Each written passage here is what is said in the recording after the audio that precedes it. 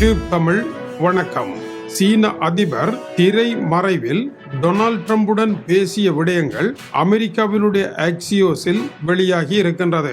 அவர் உண்மையில் பேசிய விடயங்கள் இப்பொழுது அமெரிக்காவினுடைய உயர் மட்டத்தில் பலத்த நடுக்கத்தை அமெரிக்க அரங்கில் ஏற்படுத்தி இருப்பதாக அது எழுதுகின்றது. சீன அதிபருடன் டொனால்ட் ட்ரம்ப் பூட்டிய அறைக்குள் பேசிய பொழுதுதான் அவருடைய உண்மையான முகத்தையும், அவர் சாந்தமாக சிரிப்பாக அமைதியாக இருந்தாலும் அது புயலுக்கு முந்திய அமைதி என்றும், பூட்டிய அறைக்குள் தான் புயல் வீசியதாகவும் கூறுகின்றது. அமெரிக்க அதிபரை பார்த்து, நீங்கள் நினைக்காதீர்கள் நாங்கள் இனியும் வளர்ந்து வரும் நாடு என்று, நாங்கள் உங்களுக்கு நிகரான நாடுதான் என்பதை மறந்து விடாதீர்கள். அடுத்த வசனம் மிகவும் ஆபத்தானது. தைவான் என்னுடையதுதான், அதில் கை வைக்க கூடாது என்று கூறியிருக்கின்றார். எனவே தைவான் என்பது எங்களுடையது என்று கூறவில்லை, என்னுடையது என்று கூறி இருப்பதானது. டொனால்ட் ட்ரம்ப் தைவான் விவகாரத்தில் தலையிடுவாராக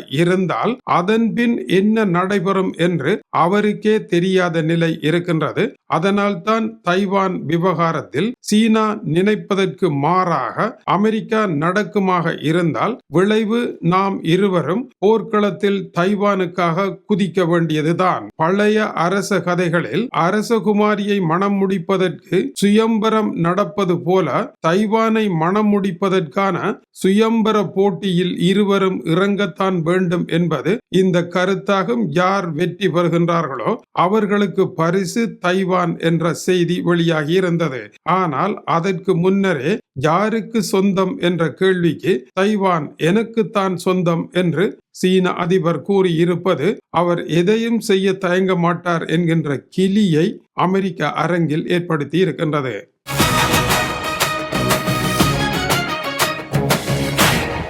தைவானை இழந்தால் அமெரிக்காவினுடைய நிலை படுமோசமாகும் என்று எழுதியிருக்கின்றார்கள். இன்று AI தொழில்நுட்பத்திற்கும் நவீன ஆயுதங்களுக்கும் ஏவுகணைகளுக்கும் பொருத்தப்படுகின்ற செமிகண்டக்டர் என்று கூறப்படுகின்ற மைக்ரோ சிப்கள் தைவானினுடைய TSMC என்கின்ற நிறுவனத்தில் தான் உற்பத்தியாகின்றது. அவர்களினுடைய உற்பத்தி அளவிற்கு அமெரிக்கா இன்னமும் முன்னேறவில்லை. எனவே தைவான் பறிபோகுமாக இருந்தால் அமெரிக்காவினுடைய செயற்கை நுண்ணறிவு கருவி வளர்ச்சியானது பெரும் பின்னடைவை சந்திக்கும் என்பது குறிப்பிடத்தக்கது.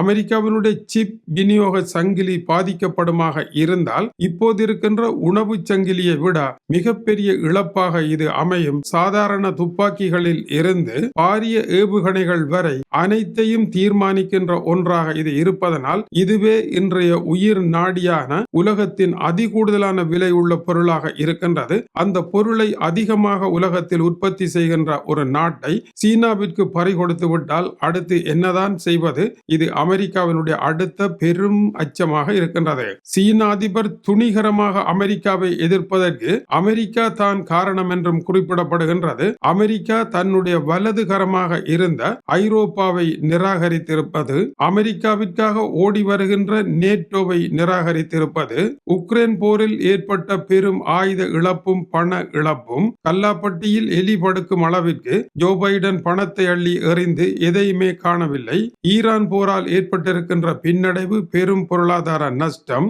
உள்நாட்டு பொருளாதார பிரச்சனை, பணவீக்கம், இவைகளினால் அமெரிக்கா பின்னடைவு கண்டிருக்கின்றது. தைவானுக்கு எதிரான ஒரு போரை தாம் நடத்துவோமாக இருந்தால் அமெரிக்காவினால் அந்த போரை எதிர்கொள்ள முடியாது என்று சீனா இப்பொழுது உத்வேகமாக நிற்பதற்கு அமெரிக்காவினுடைய இந்த பின்தங்கிய நிலையும் பின்தங்கிய கொள்கைகளுமே காரணம் என்றும் அந்த செய்தி தெரிவிக்கின்றது. தைவான் தன்னுடைய உடைமையாக மாறுவதற்கு மேலும் ஆக கூடுதலானது 5 வருடங்கள் தான் என்ற நிலையில் சீன அதிபர் இருக்கின்றார். அதேவேளை அமெரிக்காவும் சீனாவும் G2 நட்பு நாடுகள் என்று லேபல் ரீதியாக நட்பு நாடுகளாக இருந்தாலும் அமெரிக்க அதிபரும் சீன அதிபரும் சந்தித்த பின் நடைபெற்ற குப்பை தொட்டி நாடகம் இரு நாடுகளும் ஆத்மார்த்தமாக நண்பர்கள் அல்ல என்பதை காட்டியது. அமெரிக்க தூதுக்குழு சீனாவிற்கு சென்று சீனாவில் இறங்கிய பொழுது சீன சீன அரசினால் எல்லோருக்கும் பரிசு பொருட்கள் கொடுக்கப்பட்டன.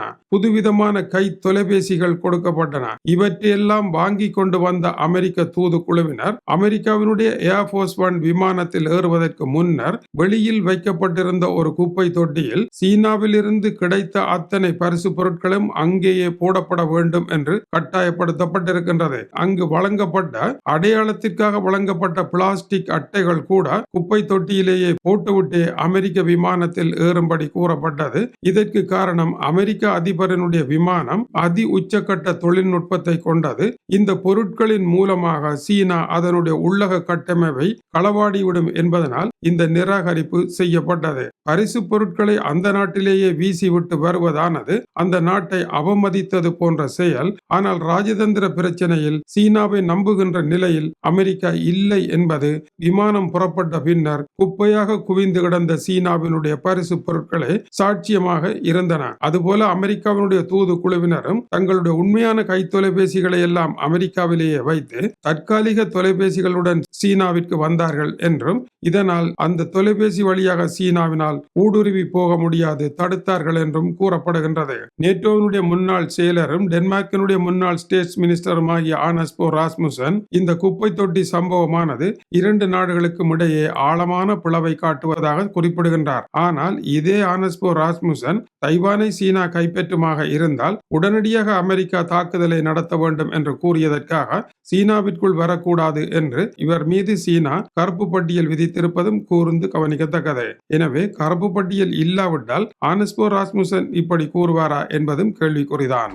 இது டியூப் தமிழனுடைய உலக செய்திகளுக்காக டென்மார்க்கில் இருந்து கீசே துறை. வணக்கம் உறவுகளே.